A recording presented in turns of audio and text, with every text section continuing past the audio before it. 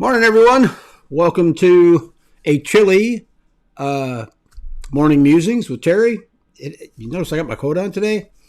Um, it's cold down here in Florida. Well, for Florida standards, anyhow. I think we woke up at in the 50s. I want to say, but and for us, that's cold. So, welcome everyone. Thanks for joining me this morning. Um, I hope you all are doing well, and I hope your quail are doing okay with this Arctic blast that we have that's hitting the country right now. I see there's a lot of people posting the temperatures where they're at right now. That is crazy. 5 degrees Fahrenheit, minus 13. It feels like temperature of minus 13. Chew. That is cold. Um, don't really have a whole lot to talk about this morning. Other than one thing, and I'm going to bring that up here in a minute. But what I'm curious about, what are you guys doing? Because I see it all the time on the Facebook group pages and some of the other pages is, what's too cold for my birds to handle? And what do I need to do? Do I need to supply heat? Do I need to, do this, do that? What are you guys doing in this Arctic blast to protect your birds, from the weather? If you want to post that over in the chat room, we'll get to that shortly. I think I see Carrie is in there. Carrie Blackman, Double R Farms. Appreciate it being in there this morning, Carrie, and taking over moderator duties. Although we really don't need it on the morning musings, just because this is pretty much a laid back group of people that we talk to all the time. But yeah, if you guys want to comment over in the chat room, what you guys are doing as far as taking care of your birds in the winter. Any special arrangements you've made, especially for this really cold weather that we've got. What you're doing as far as keeping water, thawed out. Another topic, I just kind of want to get your guys' thoughts on this. We've got a little bit of I won't say an issue, but we've got some people that are voicing their opinions on the direction that quail are taking nowadays, as far as genetics and different colors. And when you got into quail, did you get into quail for meat and eggs, and you didn't care about the colors and whatnot, or are the colors what got you into quail? It's kind of an interesting, I won't say an argument, but a discussion that's going on, that people are coming out, saying that, quail are taking a turn for the worse because of what's going on in the quail community, as far as, why people are keeping quail, their business model, I guess you would say. So, I know I don't like to get drawn into this kind of stuff, but if you guys have any, thoughts on that, what you think, where quail's headed today, as far as, colors and genetics and whatnot, I like it. I mean, I think that being able to have a variety of the different colors, not everybody wants just plain pharaohs, big old meat maker birds for eating. That are all the same color. They want different color varieties, and a lot of the different color varieties have a jumbo classification now. So, anyhow, that's a little bit of a discussion that we've got going on privately over in one of the groups that I'm in. It's not necessarily Sternick's Corner, but it's a private message chat, I guess you would say. So I'm kind of curious, what your guys' thoughts are on that.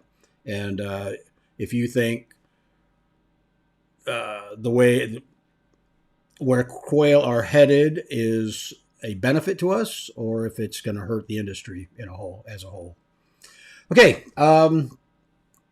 that's about it out of me. I do want to say that coming up on January 23rd, that is 2 weeks from tomorrow, or 2 weeks from Tuesday, or a week from Tuesday, not this coming Tuesday, but the following Tuesday, we have Michael Rose and Rebecca Lynch coming on, and they are going to be having a discussion about the Celadon line of quail, which is basically just quail that lay blue eggs. It's a gene that causes them to lay blue eggs.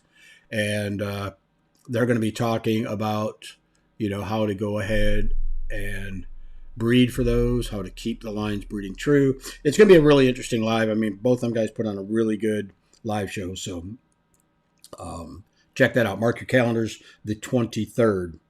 As far as what I've got going on here, nothing as far as quail's concerned yet. I do plan on, towards the end of this month, finishing up cages that I'm designing and getting them set up out back for the quail. But I do have 2 incubators full of eggs right now, and they are silkies. So what do you know? I'm not 100% sure where I'm going with those yet. I had an opportunity to pick up some eggs, so I did, and I want to hatch them out and see how they do. All right, let's go ahead and jump over in the chat room and see what we got going on over here this morning. All right, Andy Rabbit's in the house. Says morning. Talk to Mary. Thank you. Nice to see you too. Good morning to everyone. Good morning. My buddy Anthony's in the house this morning.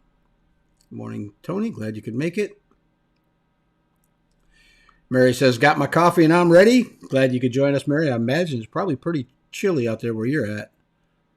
Oh, yep. Mary says, good morning. Warming up to 17 here in Washington.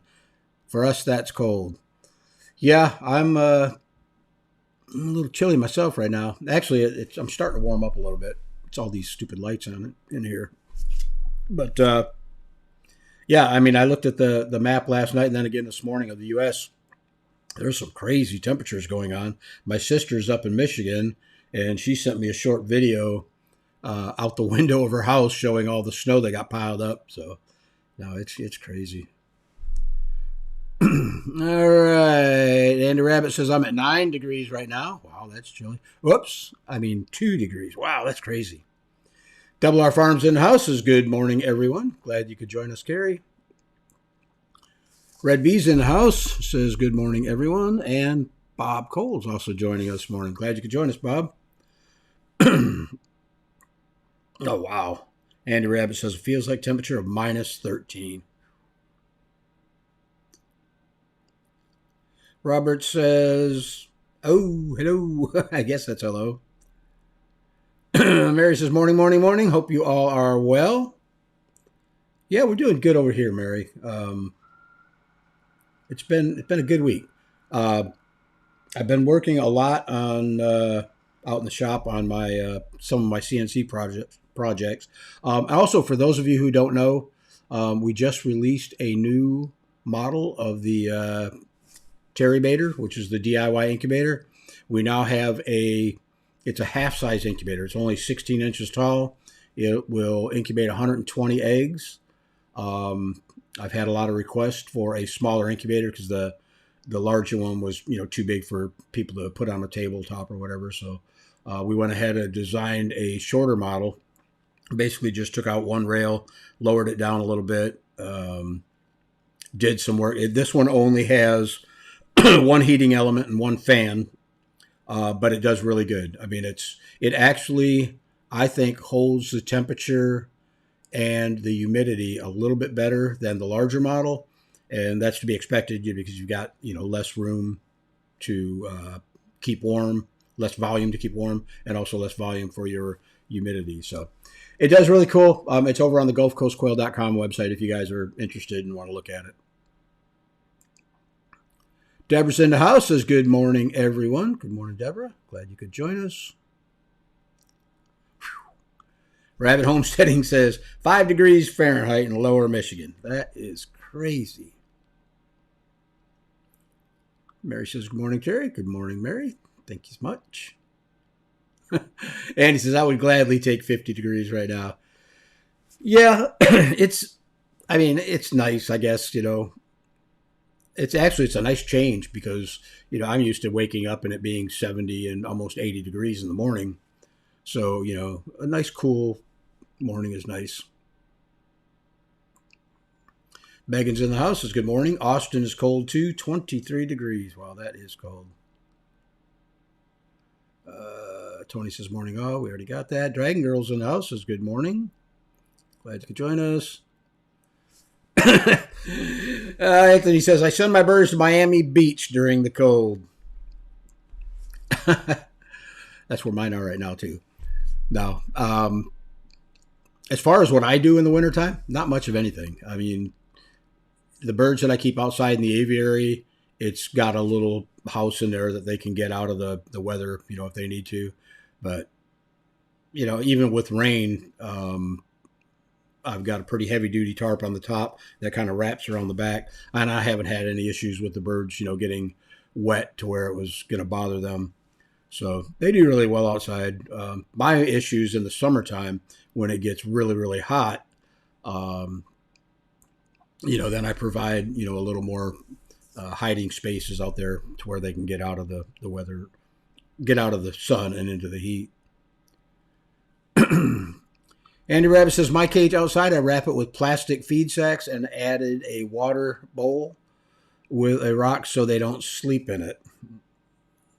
Okay, cool. Yeah, I mean, I guess the biggest thing with you guys, being out where it gets that cold is blocking the wind, to keep the birds protected. That's funny, Andy. As a matter of fact, no, we don't. We don't even have a furnace in our house. So if that tells you anything, we do have air conditioning. We just don't have a furnace. Mary says, my birds are in the garage, out of the wind and weather. The garage is attached to the house and the door is kept closed unless we have to take a vehicle out. Yeah, that's basically the way I kept my birds indoors. Matter of fact, I'm getting warm because of this dog behind me. Cookie kind of keeps me warm. Where you at? Say hi, Cookie. There's Cookie. Yeah, mine was the same thing, Mary. I had an enclosed carport, and which is attached right to the house, and it was perfect for me. On the other end, though, it was a room where I could keep it climate controlled as far as air conditioning went, and the birds did really well in there. The only thing is, with all over the years, almost going on 6 years of keeping quail in that small an area, the dust and dander just kind of infiltrated everything. I had an exhaust system on it. I religiously cleaned out there, but there was just so much dust and dander. Like when I pulled the drywall down, there was dust and dander behind the drywall. How we got there, I have no idea. But and I think too, because my carport was under the same roof as my house. It's possible that some of that got drawn up into the attic and into the main house. So, but anyhow, that's why I had to get the birds out of there and set up something out back, outside. And I think I want to go something that's a little bit easier to take care of. Not as many birds as I had before.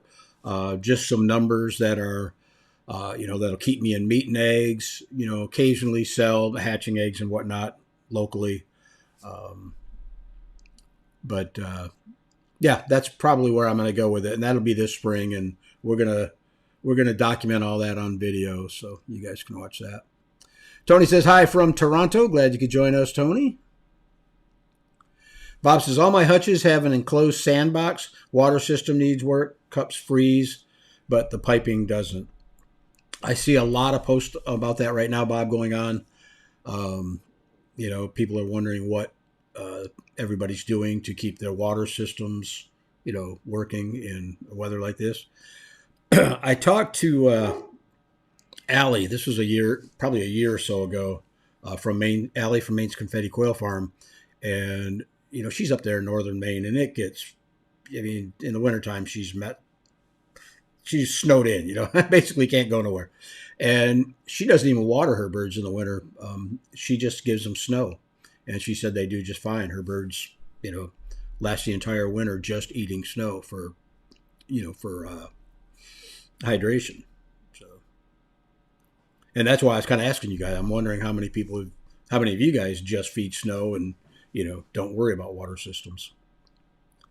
Don says, good morning from South Mississippi. Good morning, Don. Glad you could join us. Rabbit homesteading, meat and eggs, color means nothing. I think that's, I think a lot of people have got into quail, the exact same. I know I did. I mean, that's all I was worried about when I first got into quail. Quail were a replacement for chickens that I couldn't keep. I'm not allowed to have a lot of chickens where I'm at. So that's why I got into quail. And I didn't care a thing about genetics, didn't care nothing about, different color varieties. I just wanted my jumbo farrows, and that's all I was worried about. But then, over time, plus having a channel, it's talking about quail, things kind of took a different turn. And, I got interested in genetics. Again, Allie helped me out a lot with that stuff. And Michael Rose. See, Bob says, I take a tea kettle of hot water out there several times a day. You just add that to their water, and that keeps it warm enough so it doesn't freeze. See, what I would think, I've heard of those heater systems that can fit inside a bucket and keep the water liquid in the bucket. But what about all the water that's in your plumbing, in the piping and whatnot? I would think that would freeze, regardless of the temperature of the water in the bucket. I don't know. I've never had that issue. I know when I lived in Michigan as a kid, we had, quite a few rabbits, and we had water crocks in every one of the cages. And I remember like it was yesterday, we'd have to go out and pull those crocks out, fill up fresh ones, and, take the other ones inside, thaw them out, and, dump the ice block out of them. So I didn't know what people were actually doing for their quail. Mary says, I keep quail for meat and eggs. I have my favorite colors, but that's not the be-all end all my reasons for raising birds. I think that's going to be a commonality between most people, that everybody gets into it for meat and eggs. It's just things have changed quite a bit since I first got into quail. I mean, I remember back then it was just, there were some colors around, but people didn't really care about the colors. They wanted the jumbo lines, whether it was the jumbo meat makers or the jumbo whites. They didn't really care about color. They were just worried about size of the bird and egg production. So, things have definitely, changed.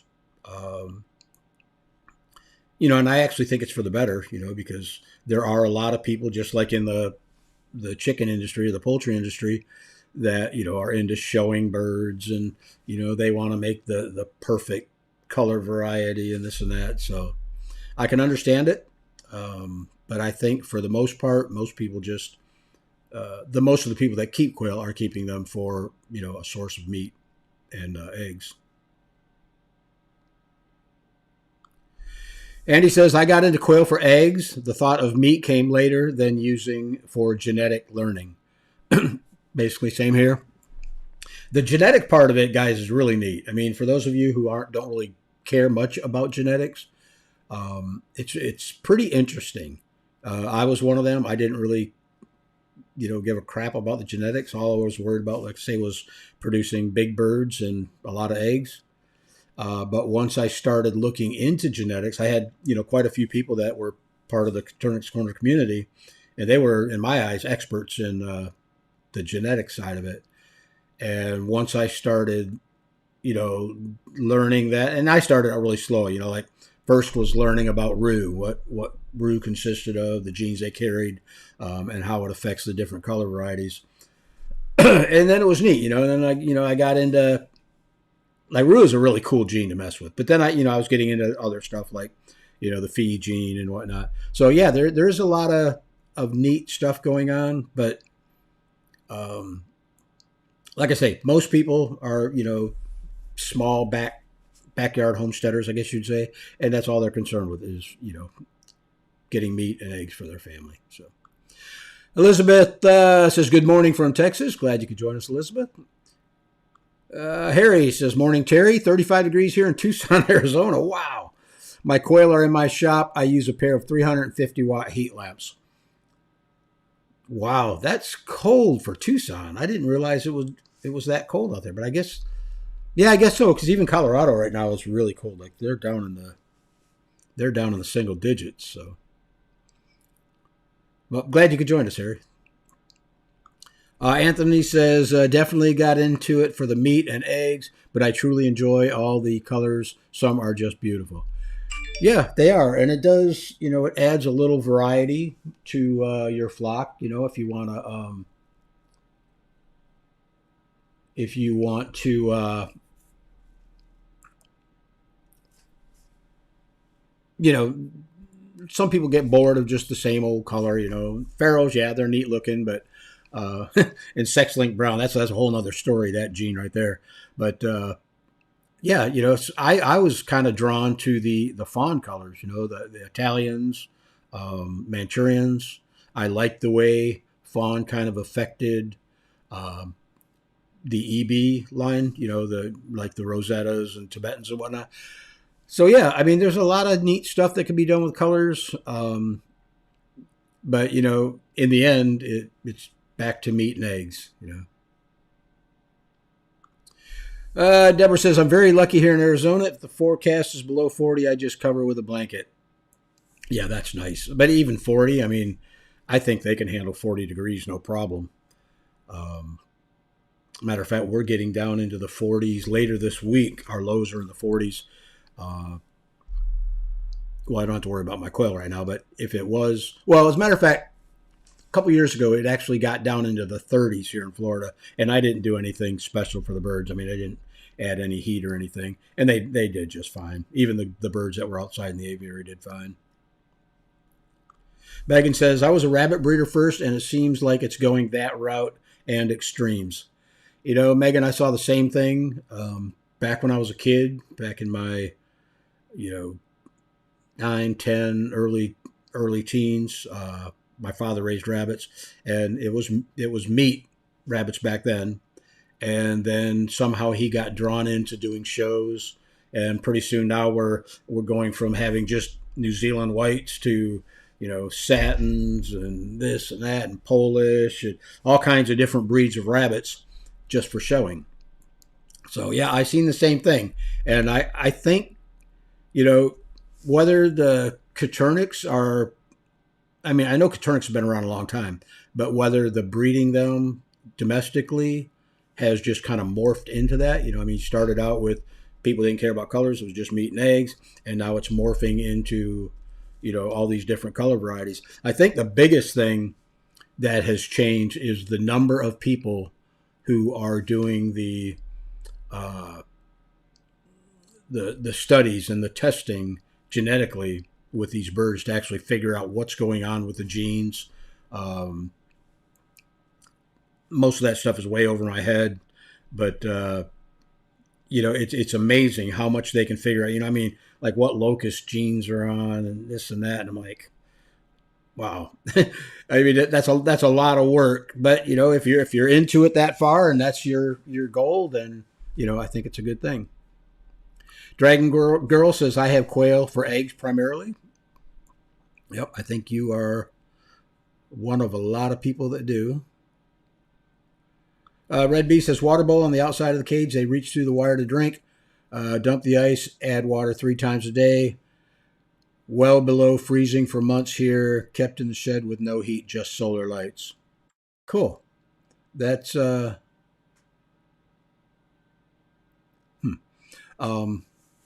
yeah, that's one way of doing it. I mean, I guess if you don't have hundreds and hundreds of birds, that's a very good way of doing it.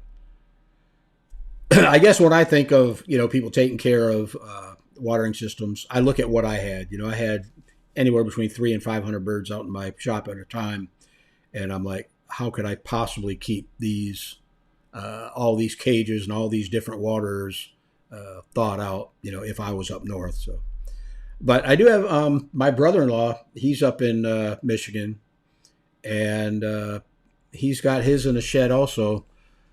But I think he said he's got some type of a heater in their water. I'm not 100% sure. I'm gonna have to ask him on that. But yeah, I mean, definitely it's possible to do. You can, where there's a will, there's a way, I guess. Andy says rabbit genetics and quail genetics are pretty close. Quail are a little faster turnover. Yes, they are a lot faster turnover in my eyes, like almost 3 times as fast. And I was going to actually get back into rabbits, or set up some couple cages out back just to have some rabbits for some meat. But then I started looking at the time it takes to get the doe bred, 30 days of before she has her babies, and then getting those babies grown up to what 8 or 10 months for butchering. What was it? 6 to 8 months, I think.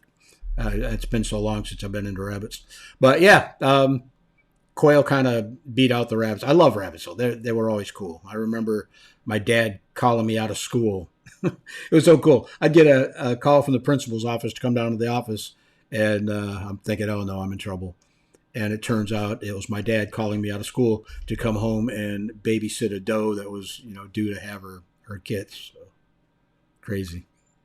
Don says, we raise quail for eggs and meat. We just want healthy birds that are easy to raise. Yep.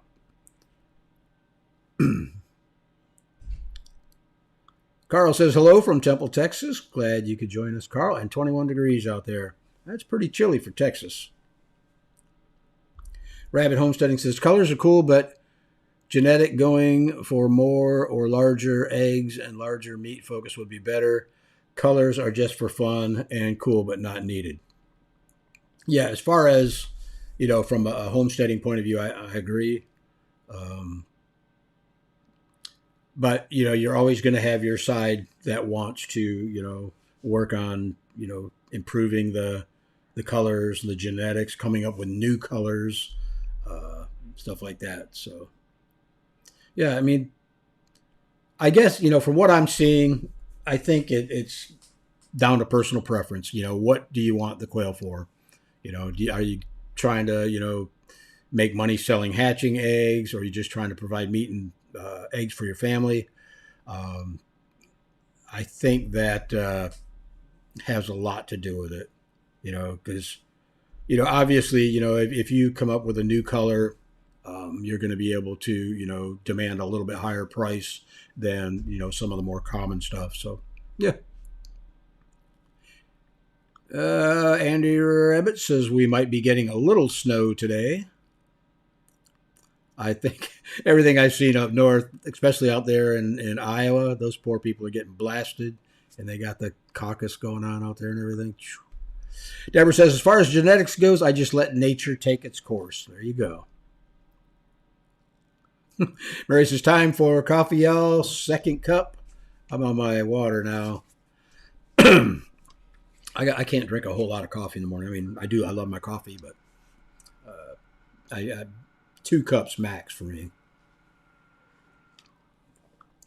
And he says, Terry, do y'all even own a heater down that way? Nope. The only kind of heaters we got, I guess, would be my incubators. And that's not for heating up me. That's for heating up eggs. Speedy says, how do you care for wryneck? I don't. There are some vitamins that you can add. If somebody else knows, the specifics. For some reason, vitamin E keeps sticking in my head. I call anything that has any type of deformity, genetic issue, whatever. Excuse me. I call them. I don't waste my time with, birds that, even birds that are born, with splay leg or clenched fist, I call it, toes, whatever. They're called. I just don't spend the time or the effort, trying to fix what's broken. Because one, you don't know if it's genetic. If it is genetic, you don't want to, keep that in your bloodline. So Mike says, hi, Terry, are you able to ship hatching eggs this time of year? Yeah, I mean, you can ship hatching eggs this time of year. Can I ship them this time of year? Nope, because I don't have any birds. And I won't be, I very seriously doubt I will be shipping very much at all this coming year. Mainly because, one, I don't plan on having that many birds, number of birds where I have hatching eggs available. because I just I want to keep my numbers low. I want to keep it to where it's just a simple, go out and feed and water for 5 minutes, and then I've got meat and eggs to for the family, for the refrigerator. I don't know what I got in my throat. It's driving me nuts, guys. Phlegm from coffee. All right, where are we at here?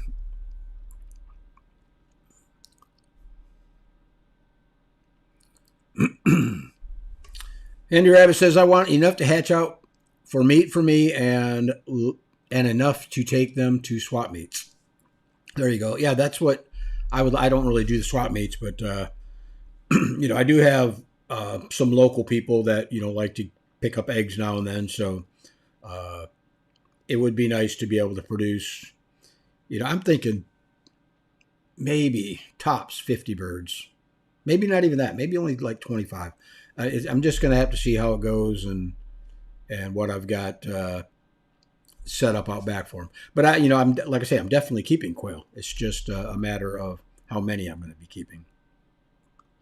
And he says, if I have snow, I will sometimes feed it to the quail and rabbits. They love snow and ice this time of year. Yep. Jose's in the house. Says, good morning, amigo. Good morning. Glad you could join us. Harry says, I learned something. 2 lamps, not necessary. Yeah. I think, Harry, you said your birds are inside the shed. They don't need the extra heat. If they're fully feathered out, especially adult birds, they can handle the temperatures just fine. Bob says, I have a submersible heater and a recirculation pump plugged into a thermocube with a return line from the furthest touch, so piping is fine, never freezes. Cups, ice cubes. There you go. Cool. That sounds like a pretty decent setup. Like you say, you still got to keep the cups clean, or they're not going to be able to get water. But yeah. Wendell's in the house. It made it here, but it took a while for my eyes to open. Needed coffee. And it's cold up there. You're way up north there, Wendell. So I know you got to be cold. Bob says submersible heater in a 5-gallon bucket. Okay. I was wondering why I wasn't seeing anything over here. I'm on the wrong page. Let's see. Andy says, last year when I went to swaps, no one looked at jumbo pharaohs. No one even asked about jumbos. Wow, that's crazy. Carrie says, colors are pretty to look at. Most people like the white ones for meat, but the others are fun to look at. I have some varieties for a mix, but the bulk are jumbo pharaoh and whites. Yeah. I agree, Carrie. A lot of people, especially if you've kept, like, just say a straight pharaoh line, for a couple years, and this is exactly what I did. I had pharaohs for a couple years because I was only interested in meat and eggs, and then that's when I started, looking at other colors, and people were asking me, why don't you have this, or would you like this, So, yeah, I would, hatch out different color varieties and try to get them up to, back then, not all of the color varieties, or a lot of the color varieties were not jumbo classification. So we kind of had to work on improving the size on them. But it seems like now almost every color, with exception of, a few of the newer colors, are available. I mean, I've even seen, jumbo Tibetans, jumbo Rosettas. So they're out there.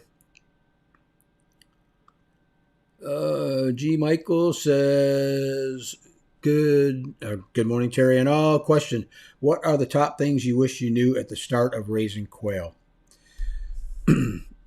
For me, I would probably say the housing, the way I had my birds set up. Because when I first started, I built all my own cages. Actually, I built all my own cages all the time, but I built wood frame cages with wire on it. It was uncoated wire. It was half by half. And early on, I had a lot of issues with feet. They were getting bumblefoot. And then somebody said, go to coated wire. So I went to coated wire, half by half. that seemed to help a little bit with the bumblefoot, but I still had issues with manure buildup in the cage. So I was constantly having to pull the birds out, take the cage outside, pressure wash it, and bring it back in. Um, and then I went to an all wire cage with a 1/2 inch by 1 inch flooring, and that was a game changer for me as far as issues with bumblefoot. Cleaning, my cleaning was cut in half because there was just no manure in the cages. So I went from cleaning cages every 2 to 3 months to cleaning cages every 4 to 6 months. As far as taking them out and pressure washing them. Um, Other thing, outside of caging and housing, no, that's pretty much it. Because I learned just like everybody else. I started out just what I knew from chickens. That's I raised chickens before I raised turkeys. We had ducks and whatnot. So I kind of knew how the poultry industry was run, but I had no idea on quail. And I just kind of applied my poultry knowledge or my chicken knowledge to quail, and it seemed to work for the most part. And I did like all you guys. I was on every channel on YouTube trying to figure out how to do this, how to set them up, and whatnot. And then out of all that, I started sharing. It's funny how Katurnish Corner started. I started just sharing my experience. That's all I want to do is just show people what I was doing. And Katurnish Corner morphed like you would not believe. So I guess for the better.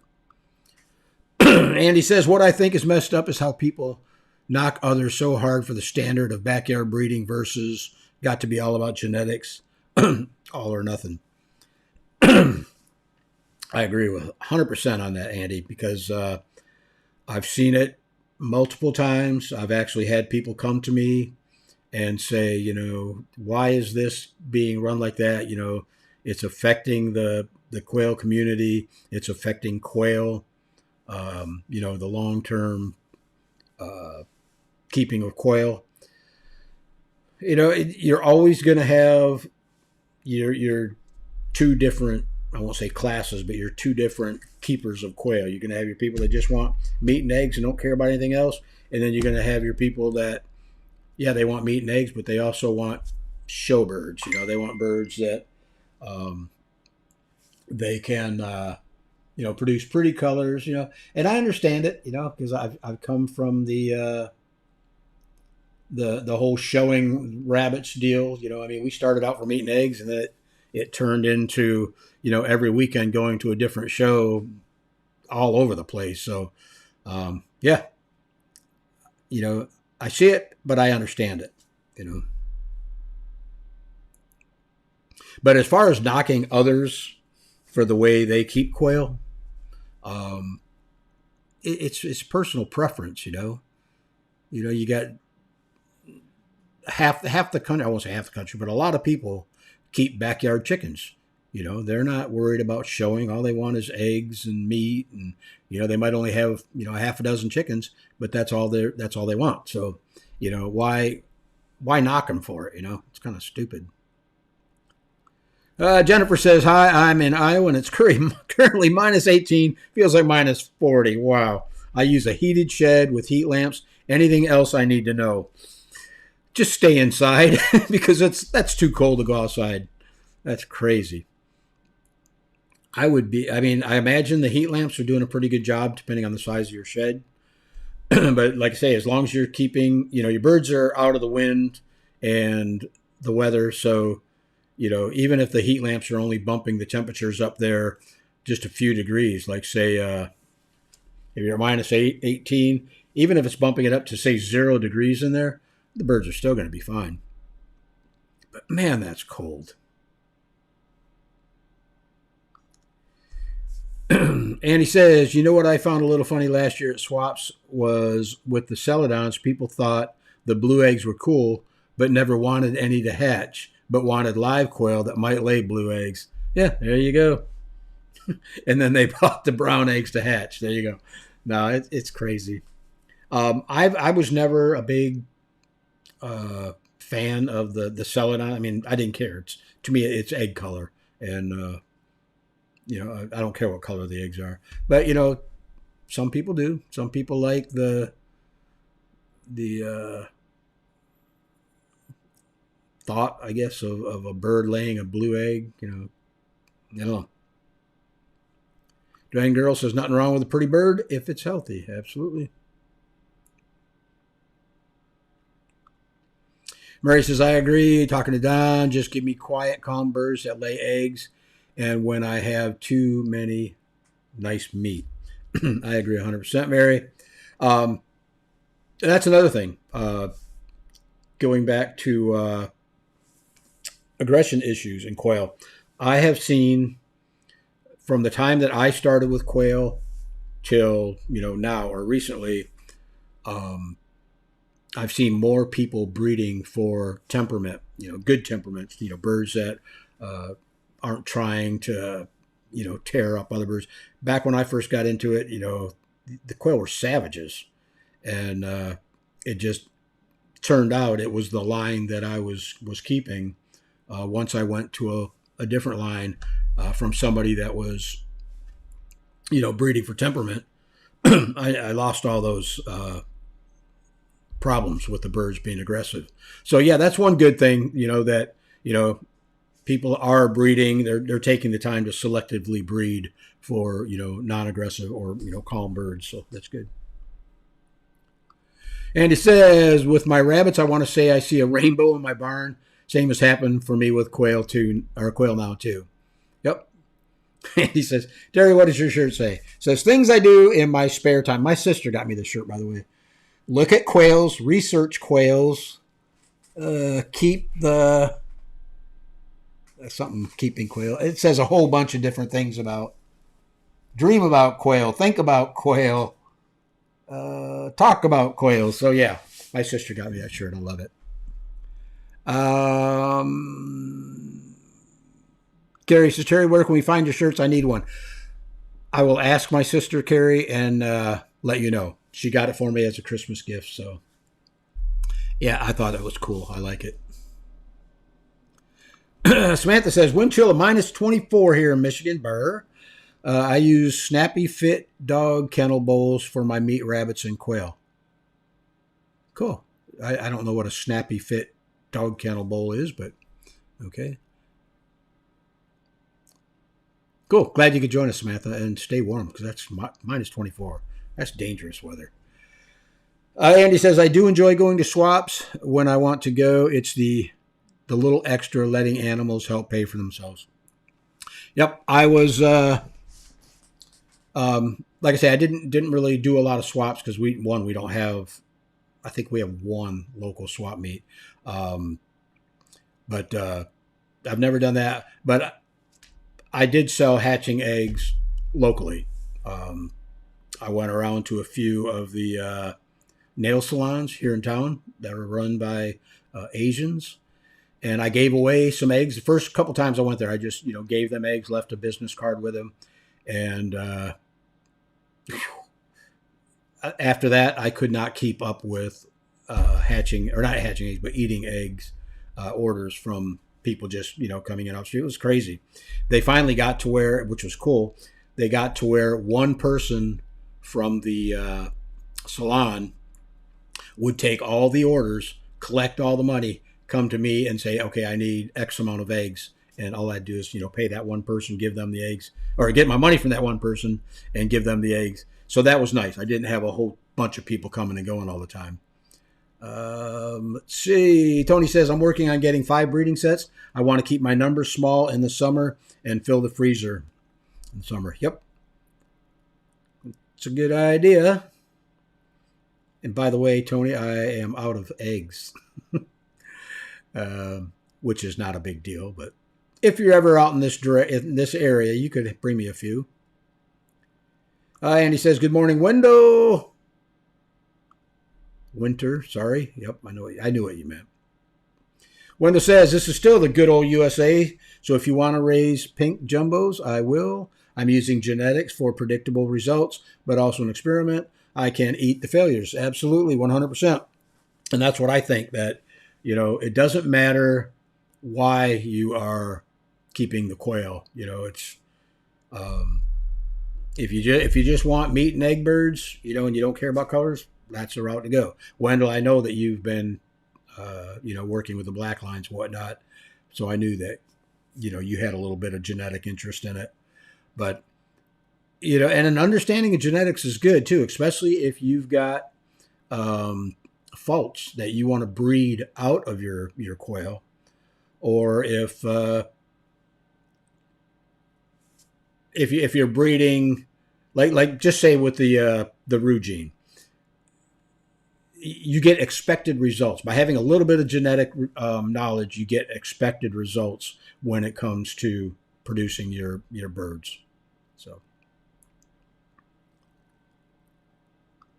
Double R Farm says, I would like to see you with a broody silky hatch some quail. I've got 5 incubators. What do I need a broody? No, I have heard of silkies doing that. That's not the direction I'm going with them. Matter of fact, I don't even know where I'm going with them. I got the eggs at a decent price, so maybe I might just hatch out the chicks and turn around and resell them. I may keep a few. I've got my big chickens out back, which are going to be my meat and egg birds, and mainly the main reason for the big chickens, the Rhode Island Reds, which thank you, Carrie, again. My wife won't eat quail eggs, so I want to have some chickens that will, reliably lay regular chicken eggs for her. Wendell says, Mary, I feel guilty. It's 56 here right now. Yeah, and that's kind of chilly. Bob says, someone told us that a more pointed end of eggs are roos and more rounded are hens. True or false? False. Definitely false. Wendell says, I tried that experiment. Andy says, Bob, I think that only matters in chickens. Does it? I have never heard that egg shape would affect the sex of a bird. Huh. I don't know. Mary says, everyone should raise what makes them happy and no one should step on their desires. Agreed 100%. Gina says, how do you know if there are swaps in your area? Just getting into quail. What do you look for when buying birds from swaps? I'm in St. Croix County, Wisconsin. I don't know exactly where St. Croix County is, but I do know, and I'm trying to think of the town she lives in, Whiskey Tango Farms. They're up there in Wisconsin, and they do swap meets all the time. Gina, what I would do is go to your local feed store and talk to them. They should know, if there's swap meets and where they're at and whatnot. Mark Garrett's in the house this morning. Morning, Mark. Glad you could join us. And he says, I have a test in grow out cage right now. The only egg I'm getting from this, the pointy egg batch.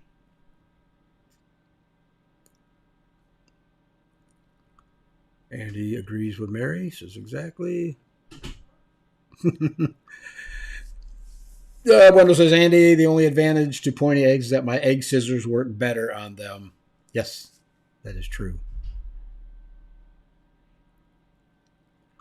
Dragon Girl says, I think it's pretty silly to gatekeep quail raising. Although I'm new to quail, I'm pretty sure there's room for everyone in this field. Absolutely, there is. This, and the only reason I even brought this up was, we had a little bit of a discussion with it yesterday. Some people were kind of disappointed at the way that they thought quail was headed, or the direction that they thought quail was headed. To me, I look at it, it's called progress. People always, move to better things. And keeping quail for, meat and eggs, it's perfectly fine. I mean, that's, the heart of homesteading. But also, there's a lot of people that are more into the, I call it the showy side of things. They're trying to produce pretty birds that are perfect this way and that way, and they got a certain standard, we'll say, to follow. But I agree 100%. Let people do what they want. It's their business. It's their quail. You don't have to buy from them if you don't like them, if they even sell. So yeah, let everybody do their own thing and don't worry about it. Gina says, what's a good number of birds to start with? I was going to get live birds to start with. Reading Facebook experiences makes me want to get hatching eggs now. I started with hatching eggs, mainly because it was the cheapest way to get into quail. But, if you have somebody local that's willing to sell you some live birds, just find out as much as you can about the live birds. Make sure that they're not too old. You don't want them past their prime when it comes to being able to lay or reproduce. As easy as quail are to hatch, I mean, if you have a halfway decent incubator, it's pretty much set them and forget them. Half the times I put eggs in the incubator, and it's happened more than once, I forgot when the eggs went into lockdown and they started hatching out in the Turner trays. I mean, it's just, I guess it's going to depend on, your one, how much money do you want to invest? Do you want to experience the whole start from the egg and work your way up to raising chicks is fun. I mean, they're so cute, people like them. I still get excited when I have birds hatching out. So, but live birds, will get you into eggs a little bit quicker. But there's one caveat to that, and that is sometimes when you buy live birds, even if they're laying when you purchase them, you might get them home and they may stop laying for a month or two just until they get acclimated to their new setup. So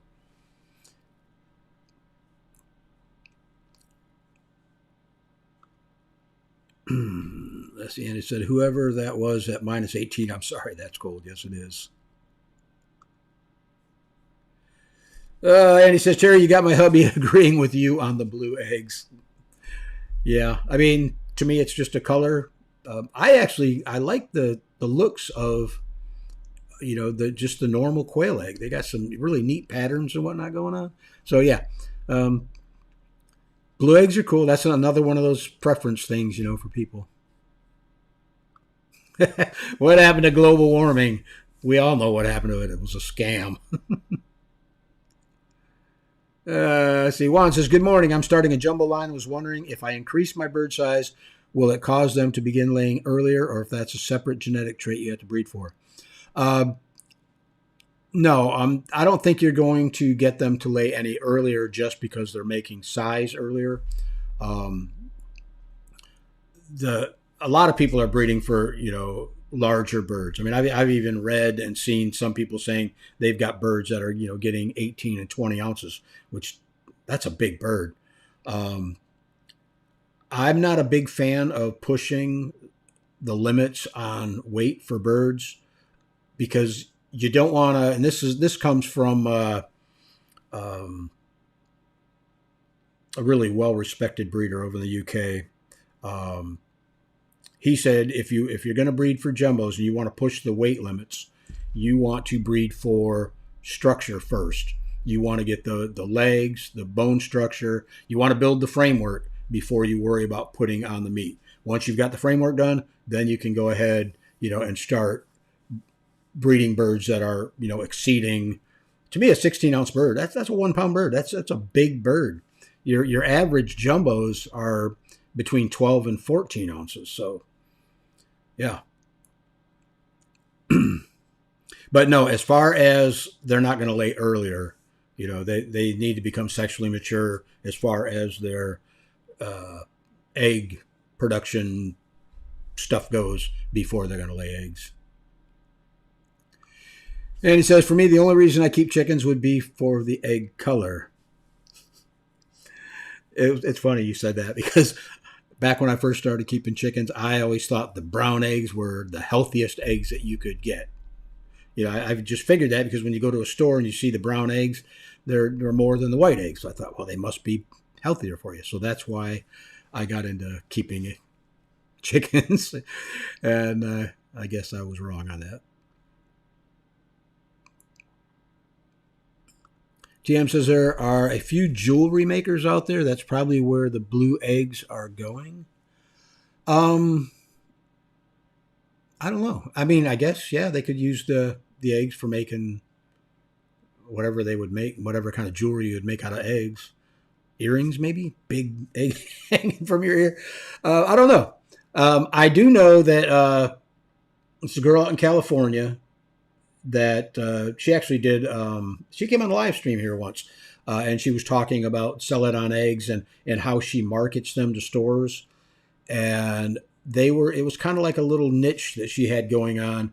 People were buying the eggs up just for the color. I mean, right next to them at a cheaper price were standard colored quail eggs, but people were buying the fancy looking blue ones for eating eggs because they were blue. So I don't know. Andrew Rabb says, Wendell, it's global freezing. Megan says, do not despise small beginnings. I think that's the quote. This is going to be my way. I'm thinking of starting out with jumbo mix. There you go. Yeah. It's all what you want to do. And you're going to see, you're going to progress as time goes on. I mean, like I say, where I started at, I was meat and eggs. That's all I cared about. Didn't care about color. Didn't care about bloodlines and all this nonsense. But over time, you just kind of progress as things go. You learn, and that's where it goes. Andy says, that's a cool shirt. Thank you. Juan says, Don S. has a line of jumbos that begin laying early. Mine always took forever to start laying. Really?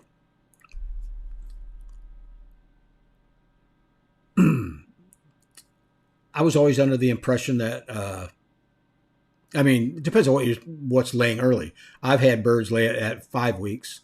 I've had probably most of them between 6 and 8. But I would never have, I wouldn't have wasted my time, but I would never have taken the effort to start separating a bird that was laying a little bit earlier than another bird, trying to see if I could get them to produce. And I guess maybe it's possible. I don't know. But it would seem to me that the birds have to mature their reproductive or their egg laying guts, or whatever you want to call them, need to mature before they can lay eggs. And I don't know about how you could breed for that. I don't know. Andy Rabbit says, I was told I should go to a Chinese restaurant and get some eggs on my table, and they bet our meal would be free. Yeah? That's an idea. Tony says, I'll run some eggs out to you Thursday. Cool. Appreciate it, buddy. That's a good day for me. Absolutely. Whenever's good for you is good for me.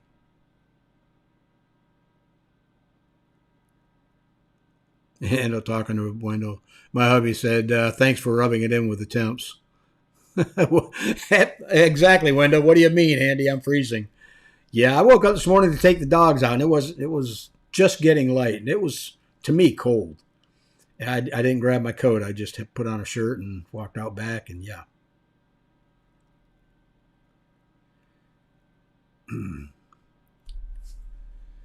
Mary says, Terry, people more to what they think is better. As long as they don't push it on the rest of us, that's fine.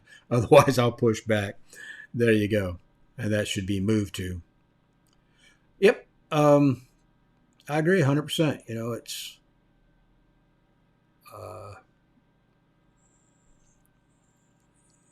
people evolve. They...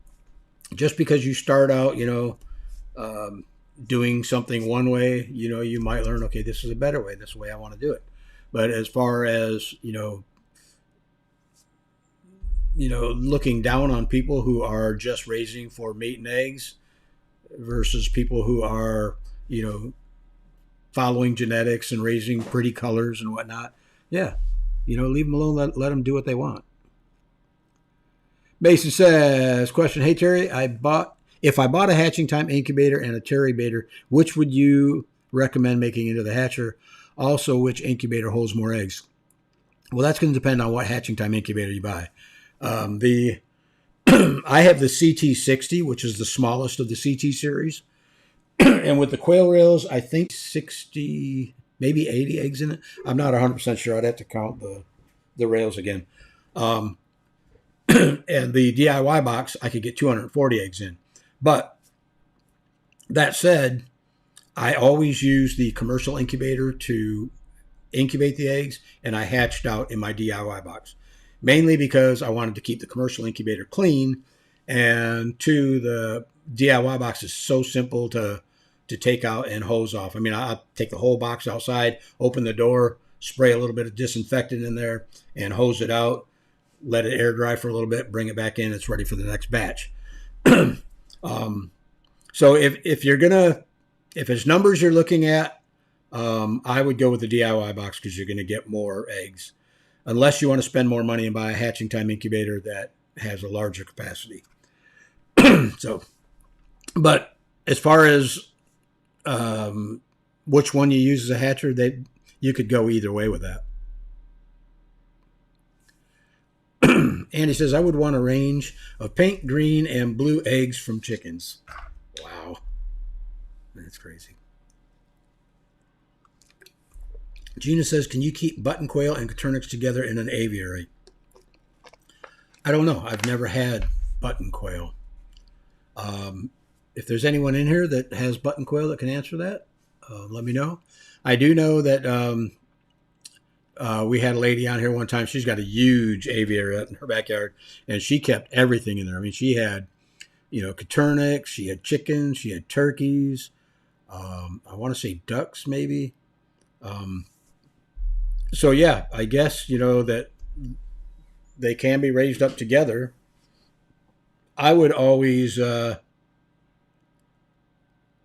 thought, that the larger birds would, attack the quail, but I guess, they don't. I've never tried it, so I don't know. And he says, Terry, the one that introduced quail genetics to me. Are you saying I introduced quail genetics to you? I was introduced to quail genetics by Allie from Confetti's Quail Farm, from Maine's Confetti Quail Farm, and Klaus Marshall of Paradise Quail. Yeah, I won't go into it because back then I didn't have any. I think the only thing I had was just jumbo pharaohs and jumbo Egyptians. And I was talking to, I think, Allie about the Roux gene and wanted to know a little bit more about it. And then that just snowballed into, okay, we're going to teach Terry everything we know about genetics.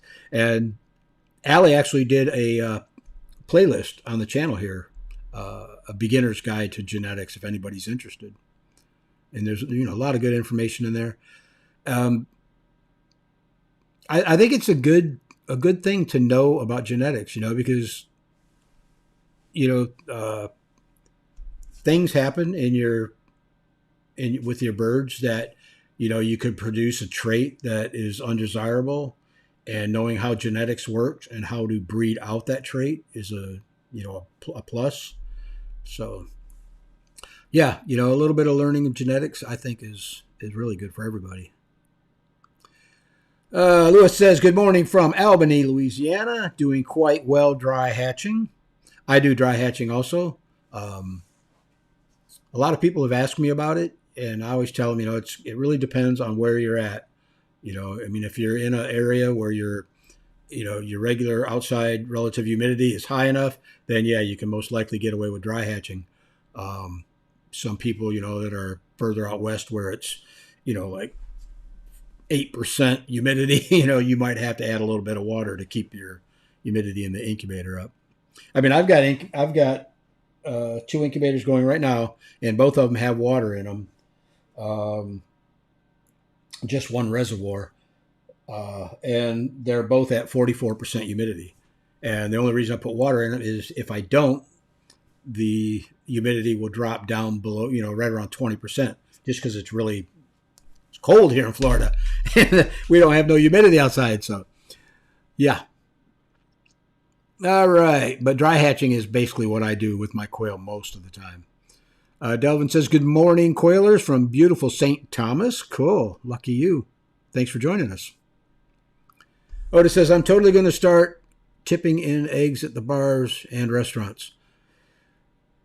Make sure you leave a business card, Otis, or some way for them to get a hold of you, because I can tell you they're going to want to get a hold of you. Especially in bars, take a jar if you make them, pickled eggs in there, and just give them to the bartender. Say, hey, I make these quail eggs. Give them to the bartender. They'll probably set them on the counter and let people try them out. But if you do that, you will end up with probably more business than you could handle. Joy's in the house. Glad you could join us, Joy. Good morning from Western Oregon. Glad you could join us, Joy. Mason says, how do you adjust humidity in the terrybator? Basically, it's pan size. Down on the bottom where the opening is for the forced air chamber, you want to set a tray for water. You want to make sure that water tray is not higher than the opening of the forced air chamber opening, because what it does is that draws the moisture off the top of that pan and pulls it up the air chamber, then blows it out over the eggs. But the size of the pan, like what I use, and I don't think I have any in here right now. I have these. They're like a foot long and maybe 3 inches wide. And what they were made for is silverware trays that go in a drawer. They're separated silverware trays. And I could put one of those in there and put a little bit of water in there, and that would bump the humidity up just a little bit. And sometimes I need to do that. But when I go into lockdown, I take those out and I put a 12-inch wide by 14-inch deep aluminum baking pan that you can get at Walmart or wherever. And that gives you enough surface area of water to bring the humidity up. I've never had to put sponges or any of that stuff in it. During the wintertime, you may have to close off one of the vents on the top and one of the vents on the side. Never close off all the vents. You've got to I always say keep 2 of them open. That way you get, fresh air and oxygen in there. So, but yeah, it basically, Mason, it's tray size or pan size of water that you're using. Okay. Caroline says button and Coturna should not be kept together. There you go. And he says, yes, Terry, you were the one that I learned that there was quail genetics from your YouTube channel. Blame it on Coturnic's Corner. No, like I say, again, everybody should have at least a basic understanding of genetics, for any animal that you're keeping, not just quail. It's just going to help you produce, better lines. Because when you breed, you always want to breed. They say that the next generation should always be better than the previous generation. So if you keep, culling out, bad traits and keeping only good traits, you should have a decent breeding program going on. Gina says, okay, they do not mix well. And he says, it's all your fault, Terry. Yeah, I'll take the blame for that. Wow. Tony says, Google rutilated quartz quail egg earrings. Got a pair there for $1,390. Are you kidding me? Wow. Jesse says, just finished the final touches on the terrybator, running a test run for any adjustments now. I absolutely love and impressed how it turned out. Now to see the improved hatch rates. Was that one of the purchase boxes, or is that one that you built from scratch? The boxes that we're selling now, the CNC run boxes, they're excellent, guys. I mean, everything goes together. All the pieces are where they need to be mounted as far as like the rails. There's really no way to mess it up. It's kind of like a simple puzzle that you put together. And they've been doing really well. I've got, some really good reviews from people that have purchased them.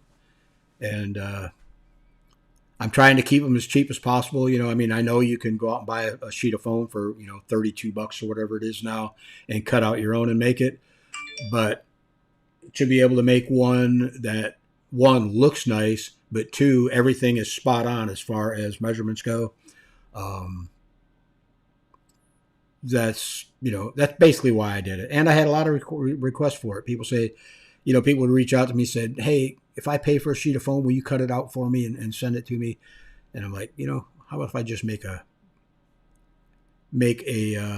incubator that you guys can pick up? Otis says, my mustard pickled eggs are top shelf for sure. Cool. Cam's in the house says, good morning. Glad you could join us. Andy says, you want to share the recipe? Mary says, be careful if you take pickled eggs into a bar. Some states require that they be made in a certified kitchen. Yeah, that's why I was saying, Mary, and I agree 100%. Just give it to the bartender like as a gift. Don't sell it to them. And same with people that if they do contact you and want eggs, make sure that, you're following all your local and state, laws as far as, selling. I guess, if you could legally sell eating eggs, you could legally sell a pickled egg. I don't know. That would be something to definitely look into, though. Okay, what it says, everyone says they keep Coturnix and bobs together, but my bobs peck the nostrils off the Coturnix every time. Yeah, I've never tried that. I did keep, I hatched out some bob whites for a friend of mine who keeps them for dogs. And I had the bob whites and the Coturnix in the brooder, and I didn't have any problem with them. Once they started feathering out, though, probably right around 2 weeks, I separated them.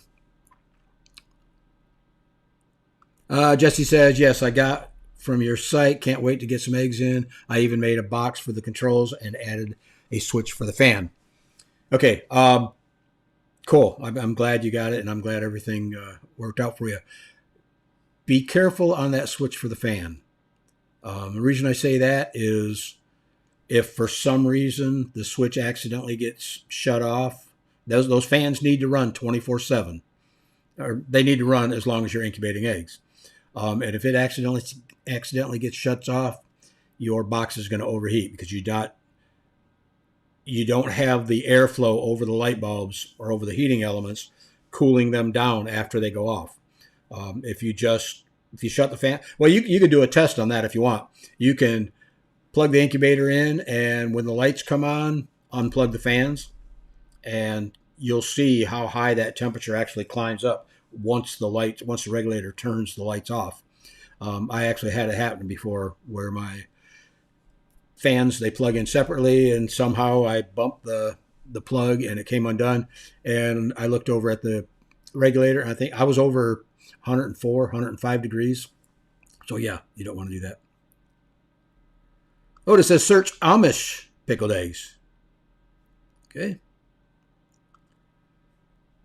Tony says 14 karat yellow gold. Okay, is that with the earrings?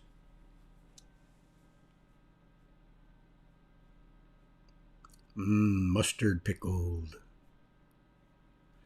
All right, where are we at?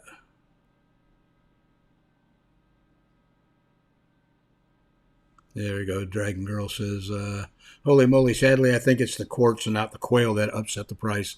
I thought I was going to get in the jewelry making for a moment. Yeah, really.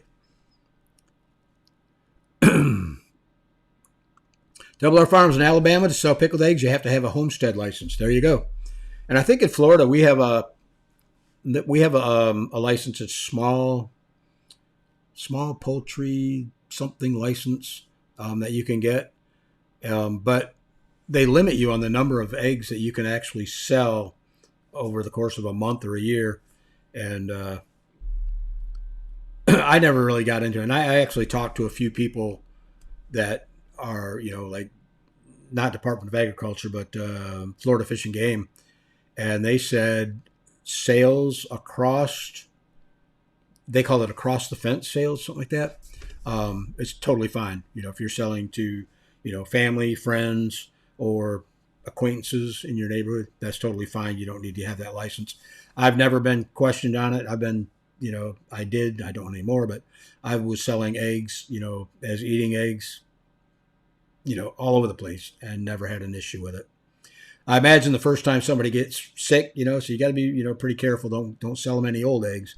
But I imagine if, somebody was to get sick, that might be grounds for an investigation. Who knows?